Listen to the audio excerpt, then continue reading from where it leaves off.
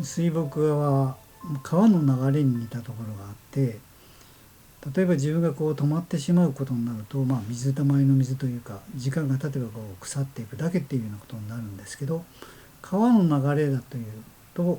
雨が降ったりとか何かアクシデントがあったとしても、濁れることはあっても腐ることにはないし、いずれはそれはきれいな清流になっていきます。だから自分がやっていこうと思ったことが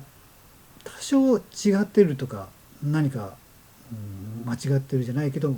ずれてるかもわからないことがあったとしても、それでも前進をすることを止めないで前へ前へ進めていくと、それはいずれは清流になってきれいな水になって流れていくっていう形になります。だから自分としてはその伝統というものは守らなきゃいけませんし、それから伝統というものの上に成り立ってます。墨とか筆とか紙とかというものも、昔の人が先人たちがずっと長年かけて作ってくれたもの、その上に自分は成り立ってる。だからそれの恩恵に預かってはいるんですけど、それをただそこで止めてしまったら水たまりの水になってしまいますよね。だから自分はここでちょっとでもいいから前進させていくために挑戦していきたいと思っています。